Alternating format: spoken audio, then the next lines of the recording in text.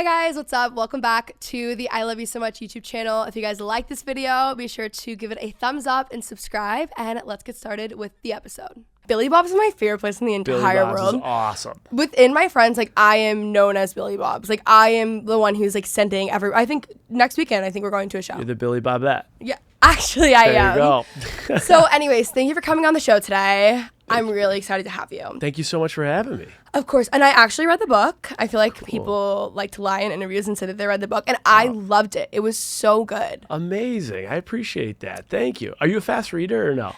Yes. I'm also a big reader. Okay. So you enjoy reading like thoroughly, eh? That's great. Yeah, no, that's awesome. Because some people say they like skim it and then like they'll be like, yeah, I'm just not a huge reader. But that's amazing. I appreciate that. Are you a reader? I am like more of a quick reader. I'm more of a like, give me an article, give me the newspaper. But to sit down and read a book like soup to nuts, start to finish, isn't my forte. And actually that made the audio recording like a pain in the ass. You're sitting in a little studio, 6 hours reading your book, but you have to read it with like the enunciations and the pauses and the tones. It was brutal. Do you lose your voice after that? You do. Well, your jaw gets a little like tight, your neck gets tight, you lose your voice. And like my respect now for anyone that does their own audiobook, I'm like, okay, even if the book sucks, good for you. Because that process is brutal. I lose my voice every other day, so I would never be able to do that. Wow. It's just, I guess I just don't shut up. Interesting. You know? So what do you do when you lose your voice? What do you do to like get your voice back? Do you have like a TikTok trick? No, I've been working on it. Actually, the people who follow me on Instagram have been telling me I need to go to a doctor recently because it's actually getting bad.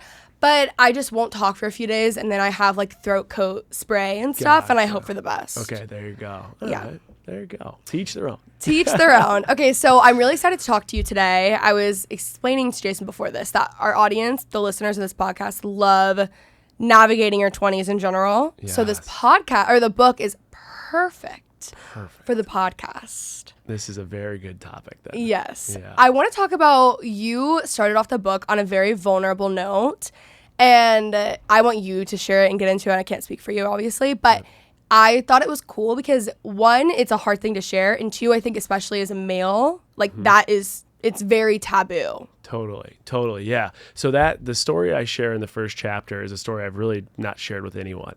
And it's like instant rawness and vulnerability because these, like my colleagues and my old bosses and the boys of corporate America and Wall Street are going to read this and be like, what the fuck? Like, wait, what? This was happening? And the interesting thing is the same thing that happened to me that I talk about in the first book, I know happened to colleagues of mine because they confided in me and they told me that they too were on SSRIs and anti-anxiety medication because of some of the stress that they were undergoing in the job, but they just wouldn't talk about it elsewhere. And I would never call them out, but I will call myself out. And I talk about in the book that I was carrying so much weight because I don't know if anyone can relate to this in their 20s, but I was trying to be so hard to be perceived as successful in the eyes of my peers, family, colleagues, and bosses. So much that I felt as though I was wearing an identity that wasn't me. The way I was talking, the way I was acting, the way I dressed. Everything was like through what the company would define as success. And holding this weight for so long of in a certain meeting, acting a certain way, and having a certain posture, and speaking in a certain way, it really just started to continue to weigh and weigh. And I talk about a story. I'm in the middle of a huge client pitch. Executives everywhere. I'm the youngest in the room. And right before the pitch, I have to excuse myself, and I have a full-out panic attack in the men's bathroom. And it was an interesting ride from that point on. At the time, did you realize that you were unhappy and that this was the cause? Or did you think this is just like almost like a rite of passage? It's like the normal in the industry. Yeah, I mean, I think your body speaks to you, right? Like there's inner voices and your body speaks to you. I knew for so long that I was having a lot of anxiety with the job. Like anyone out there, if I say the Sunday Scaries, like does that correlate? Because that's the title of chapter 1. I was having intense Sunday Scaries. When I closed the door, going into work, I felt like I was kind of locking myself into career jail. And on Friday afternoon, I was like, I'm out of career jail. Let's start drinking. Let's start boozing. Let's get after it. And felt like I could just live who I wanted to be those day and a half or so. So I think one of the things is that my body got to a point where it was like telling me like, dude, you're doing too much to be something you're not. And it literally put me face down flat in a pool of sweat in the bathroom. And I think whether you either address your inner voices, you either start to take control of your story and start writing it for yourself, or eventually, inevitably, from the research I've done, you will break. This was me breaking. I want to talk about like breaking the blueprint. Mm-hmm. We, I think as humans, want to be what we think we should be, what we think they think we should be, our employer, our friends, our parents, society's expectations, whatever it is. How do you go from, okay, I'm living this life that I don't like, to gain acceptance or success or money, but ultimately it's leading me down a path that's very unhappy or to more anxiety or whatever it might be? How do you get from that point where you're, in the bathroom leaving the pitch to I actually like my life now? Yeah, I think so. Like the whole book, Restart Roadmap, right? I think before you can just hit restart, we all want to just change it right now. We want to get rich overnight. We want to change our jobs overnight. It doesn't happen like that, unfortunately. You mentioned blueprint. I think it's so important that every person sits down right now and rewires, like, how did they get to this point? Start addressing maybe some of the insecurities or challenges, or maybe when you made critical decisions of your life, how prepared were you to make those decisions? I first think we need to rewire before we restart. A great way to rewire is just think about anybody you look up to. It could be a singer, politician, actor, leader. Think about who those people are. You see them where they are today. I promise you, if you do some research on these people and rewire how they got there, they had lefts, rights, changes that were launch pads, failures, huge misses. That's how they got to where they are. And I think it's really important that people drop into their authentic self, because for 10 years I was everything but my authentic self, and you will never find your total pinnacle until you get down and do self-examination to like the bedrock of who you are as a person and what you want. And for almost 30 years of my life, I just ignored that and kept living the way I thought I was supposed to be living. What were ways that you did self-examine? Because I feel like people know that they're unhappy or they know that they're not where they want to be, but you get to a point where I feel like you almost ignore yourself for so long. It's hard to know even what you want. I do think it gets to the point where it gets like really muddy. So what were things practically you did? Yeah. So two things. I think that people get stuck in their career because of mobility, passion, compensation, skill set, or just like this fear of complacency. I think under those 5 things, there's different customized solutions each person could apply to like get where they want to be. But one good practice I did, and I'll be interested in like your take on this. So right now, if you sat in a closet or a room or an office and no phone, no TV, no internet, and you just wrote everything about like how you felt about your career and your future. If you wrote that all on a piece of paper and then tucked it away, and then you went to the closest people in your life, your best girlfriends, your mom, your dad, maybe your partner, and you ask them what they think. A question I have for you is, do you think those two would match? I think I'm a very unique case to where I do think that they would match. I think so too. But I'm a very weird case of career. Yes, yeah. I would have guessed that yours matched. And the reason I would guess that is because you could tell, like, you glow with what you do. You're so proud of it, how long you've been there. You take this very seriously, that you're only in person. Shit, I don't even do only in person. Like, you could tell that doesn't surprise me. You're in the right spot. And now for you, it's just about how do you continue to accelerate and grow and be discovered within this world. For me, when I did this practice, everything I wrote on paper was so different than the closest people in my family. So, and I talk about this in the book, I was like fearful, lonely, confused, uncertain what's next. Go to my friends and family, they're thinking successful, confident, go-getter, knows where he wants to be, is where he should be. No correlation to the closest humans in my life. So I was so disconnected with myself and the way I was putting things out there that the people that know me better than I know myself couldn't have thought more differently about where I truly stood. And I think that's a good practice that takes literally, guys, 20 minutes to give you an idea of like, are you dropping into your authentic self? Are you working? Are you behaving? Are you acting the way like your emotions are talking to you? So once you did that, what did you do next? Yeah, once I did that, it was a huge wake up call. It was like, man, you gotta figure this out, because everything you're putting on the line every day isn't what you are, and you are going to be one of those people who majority of the people are. Look back at their life on their deathbed and don't regret what they did. They regret what they don't do. And so it was an eye opener for me. And it wasn't until shortly after that I accepted a job that took me from New York City to Seattle. So it was, or New York to Seattle, it was about 3,000 miles. I knew no one. And I only took the job because I had recognized I had to get out of where I was. And the only way I could get out from where I was financial independence. So I talk on my podcast, Trading Secrets. The big thing we talk about is money, where money's made, how money's lost, because behind that, we could have tons of lessons. I preface that because I'm going to say some dollars here, and I don't want people to be like, dude, you just dropped that. It's just what I do every day, good and bad. I also think you also talk in the book about how it's really important to be transparent about money. Yes. And I think that is so true, so important. The only people that not talking about money benefits is the employer. That's it. It is so important to talk about money, so continue. But I loved that point that you made. I think especially as a girl, I feel really weird talking about money, especially as a girl who's made a lot of money in a weird job. I'm young, it's difficult. But anyways, I think it's an important topic. It's such an important topic because like the etiquette and the politically correctness of not talking about it is so that like the system can benefit from that. I think there's a very unhealthy way to talk about money, and I'm never advocating for that. Like nothing in a braggadocious, arrogant manner or embarrassed manner. It's like a healthy, let's just talk about it. So that's what we do on that podcast. We talk money. But I accept the job. I was 29.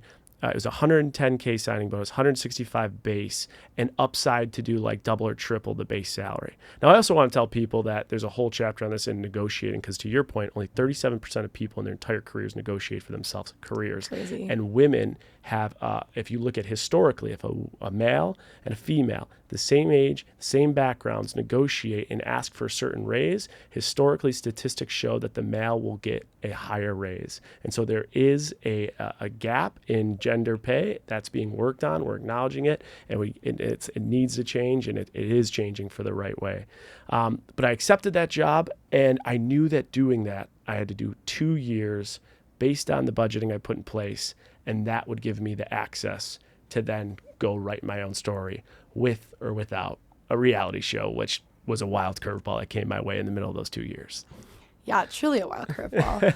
Another thing I just thought about was you talk about kind of almost like a rock bottom was the breakup, which kind of catapulted a lot of change. And it's so interesting because I was thinking about, even in my own life, I've been in this, I started social media stuff when I was 16. I've been in the same realm for so long, like 8 years at this point.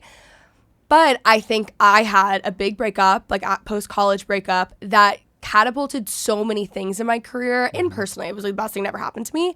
But I think so many people relate to that because I look around and it's really not even friends who have gotten fired. It's not friends who realize that they're miserable. For whatever reason, breakups are almost always such a catapult for change. And I think that using it in this way is actually very healthy. Yes. I mean, I think you have to identify what your catalyst for change is so it doesn't even get to that point. Yes. But for me, if I had one word to describe my 20s, it was camouflage.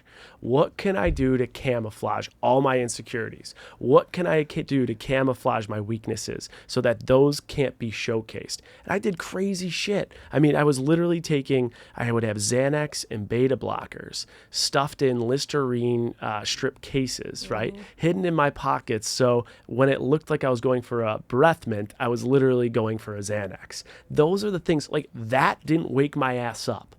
But when I look back on it, what woke me up was this breakup, right? Because again, I thought I was doing all the things and all the right things in the right places and being the person I was supposed to be as a partner. But the problem was I wasn't even myself.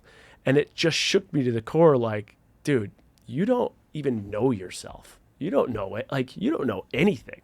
You thought like your future was right in front of you. And, you go to a wedding, and which was my brother's wedding. And the next day later, you're getting broken up within a 4-year relationship. And 2 weeks later, you find out she has a significant other.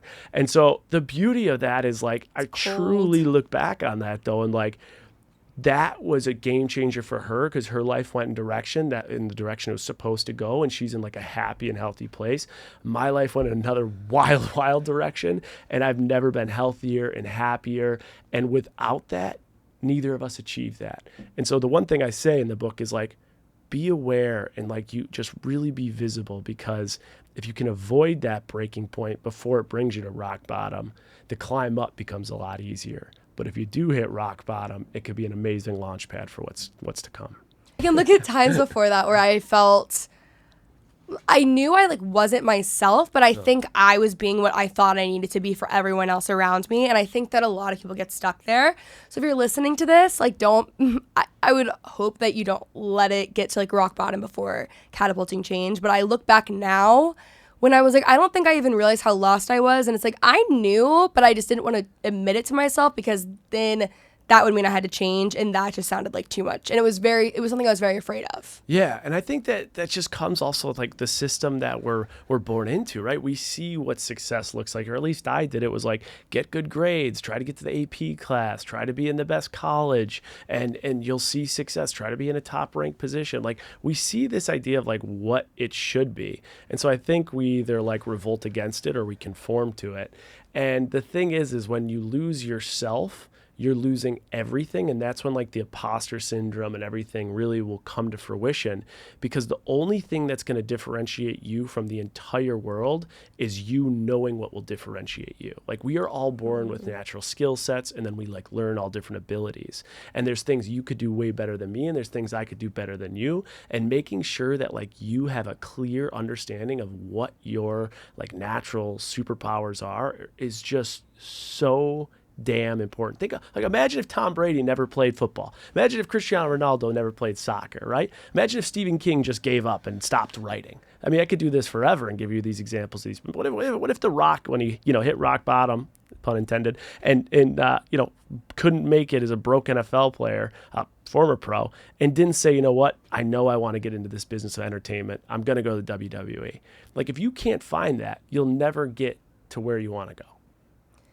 I think that is so important, especially, and that's just something, like, it's something that is almost very pure. A lot of the time when I got to a place where I was like, I have no idea. Like, I say, yes, obviously, career-wise, things have worked out, but there's been times where I'm like, what the fuck am I doing? Obviously, like, every other day. But for me, when I was like, I don't know what is my differentiating thing. I don't know what, and it's so obvious to me now, but every single thing was, I looked back at my childhood and I looked back at what I wanted then, and I'm like, it's the same stuff, just like maybe a little bit different. Obviously, the job didn't exist when I was 5, but the things that I was interested in, I found were the things that like made me as a kid are the things that still make me at 24 in my career, that have helped me a lot, at least. Yeah, and I think that's a great, like, if someone's listening to this, they're like, I don't know what I'm good at, I don't know what I do. I think like rewiring back to what your interests were as a kid, huge. I think looking at like, what are the things that excite you right now today? Like, what are you doing this weekend or at night that excites you? Behind that excitement are thousands of businesses, right? And the other way to do it, it's the way that Barbara Corcoran did it when I interviewed her, and A-Rod did it. Barbara Corcoran had 22 jobs by the age of 23. She was fired 22 times. This correlates directly to A-Rod when I said, dude, you're 1 in 8 billion between, you're best baseball player, you're the most followed baseball player, you're still one of the most relevant humans in pop culture. Like, you own it. You're one of the only athletes that owns a team. How are you 1 in 8 billion? And the same thing he said is, I live my life in the 6th gear. What the idea between Barbara and A-Rod in those examples are, they continually seek opportunity and fall on their face over and over, because every time they fail, every time they embarrass themselves, every time they have a cringe moment, those were A-Rod's words, not mine, they now know more about themselves and the world and their strengths and their weaknesses and can readjust. So what A-Rod said is, I have had more life lessons than most people do in 15 lifetimes, because I don't let fear dictate what I do. And when I look back, he's 46. When I look back at my life, I am like so embarrassed with some of this shit I did. Like it's awful, but I never ever get to where I am at 46 without those moments and learning from those moments. Them explaining it like that too also almost like takes the air out of it. It makes it a lot. It almost makes me less fearful of failure in a weird way, because it is something, even Mallory Irvin said this in her book. She's like, I don't know why we're so afraid. She's talking about pain avoidance, same thing. Like, I don't know why we're so afraid or we avoid pain so much when every single adversity, when every single person I admire, like, was built from it. And it's such an interesting perspective, because I'm like, it really, like, rewires, honestly, like, how you view things that are scary or pain that you're avoiding, or, you know, change that you're avoiding, I think. 100%. No one has gotten to where they are without, like, really dealing with that type of pain, right? And it's just, it's like, how much discomfort can you have, and how much discomfort can you endure before you'll make that next step? And that discomfort will create an opportunity for you to make that next step. And anyone who you look up to has dealt with that. And you think about it, like, what are you afraid to, like, what's the fear, right? So if I say, like, right now, you know, this weekend you do something and you completely are, like, embarrassed, then what happens? I don't know. People laugh with you. It actually creates vulnerability. Vulnerability creates, like, connection. So then you're more relatable, because we all screw up. So it's actually ironic that the thing that we're most afraid of can actually put us in a better position if it happens, because people have empathy for us. Yeah, definitely. It's wild when you think about it like that. I think that helps on likability too, which is something talked about. Like, and it made me think, I'm like, every single bigger deal or project that I've gotten has come from, it's like a likability aspect and networking, or just genuine friendships, relationships. And I think a lot of someone being able to be liked, or someone, you know, creating a genuine connection, it does come from vulnerability. So that also ties in. Totally. And, like, let's see, that's why I love doing in this book, is I bring it from, like, pop culture to, like, Wall Street to just, like, Main Street. Yeah. And so let's talk about pop culture. Anyone out there watches a show, who do you always feel bad for if you're watching The Bachelor? You feel bad for the guy that's crying. You're like, oh my God, I love him. I'm sitting there, don't cry, don't cry, don't cry, don't cry. So embarrassed to be afraid of crying, when really it's funny, because after the show, all the people that have been through it are like, dude, you should have been crying, man. People would have connected with you more. I was like, that's what I was so afraid of. It's a stupid example of the fact, like, when you just show your true emotions, the ability for you to build human connection is going to be so much deeper. And what was interesting is when I got off The Bachelorette and I went back to corporate banking, it was weird how, because my walls had now been broken, people from work had now seen my personal life and, you know, been introduced to my family and seen all these different sides and stories of my personal life, not professional life. The depth of relationships I was able to build at work had never been more sound and deeper, because I was just so open and they knew me in a different way. And so I was trying so hard to do all this other stuff that I thought would create that. But weirdly enough, it was just being open with them that is what created, like, really strong business partnerships. That is not shocking, but it is crazy, because I feel like we overcomplicate it a lot, when really it comes down to, I mean, actually, like, just being yourself. Totally. Because that's what people connect to.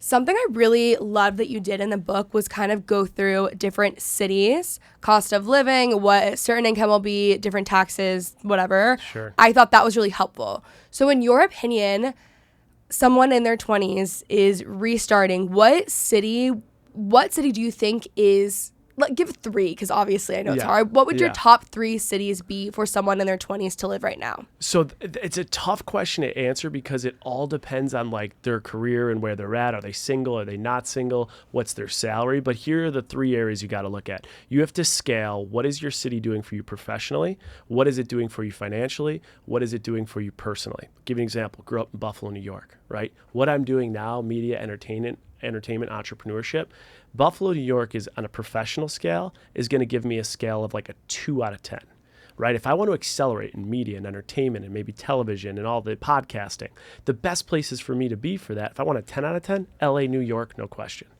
Personal scale, I got my family, my friends, my hometown, my home heroes, that's 9 out of 10. Financial scale, it's extremely affordable to live. That's like an 8 out of 10. So those are the 3 factors you have to weigh in your life. And you have to determine, what carries the most weight to you. There's a lot of people out there that are in small cities with their family and friends there, and it makes them so happy and so satisfied. They understand that it impacts their professional, acceleration, but they're okay with it. That's great. The problem is if you haven't identified really what of those areas, professional, financial, or personal, or where you're trying to excel, that's huge, because in the professional space, like you want to get into certain areas, you want to be big in tech, you cannot be sitting in Nashville, Tennessee, right? You want to be big in singing, you can't be in Buffalo, New York. You have to be where the people are and where the businesses are to accelerate. And what's cool too about the pandemic is I feel like it's made other cities more, I don't know if accessible is the right term, but like you think of Austin, Texas. Sure. Austin is booming. Like there's definitely other cities to live. And as someone who lived in LA for years and is in LA all the time, like I promise you there are a lot of other cities to live besides just LA and New York too. Mm-hmm. And so it was cool the way that you broke that down, because I was like, that actually is so helpful. Instead of only, and maybe you do want to move to LA and New York, like that's incredible. Totally. But there are other factors and options that I feel like people don't take into account, because you can move to a city for your career, and like your experience with Seattle, like you can move to a city for your career and then it doesn't have anything for you personally and it just wasn't the right fit. Exactly. And to your point, you can have a job from a New York City employer that they used to had to hire someone in New York City for, and live in Nashville and have no state income tax and be able to benefit severely off the cost of living adjustment from, staying out of politics, but just giving you the financial outlook. What they're saying is that more progressive cities in conservative states are blowing up right now, right? Yeah. Especially because of the virtual work. So Austin, Denver, Nashville, places like that. So in the book, though, there's a whole index of all the resources you could go that will give you the best cities for what you are looking for, whether it's you're single just looking to find your person, or it's a professional in a certain industry. So the book has that in the index, which is cool. No, so helpful. Yeah. Okay, we have 2 listener questions, and essentially, I asked for questions on Instagram, and I got, I think, the same 2 questions phrased in maybe 300 different ways. The first one being, I am new at a job, and I really don't like it. I truly hate my life. I wake up every morning really uninspired, really unhappy. How long should I stay before leaving? I would say 90 days. 90 days minimum will give you a good idea. I think there's always growing pains. Learning something new is never easy, but 90 days. And then once you get past that, it's really going back to rewire what don't you like about it? Is it the job? Is it the employees? Is it the culture? Is it that your natural skills aren't aligned to the job description? Is it compensation? Is it passion? Once you figure out what that is, you can customize a solution. And there's a chapter in the book called like the core pillars of your career that'll help you break down which it is, and then will help you maneuver accordingly. But 90 days.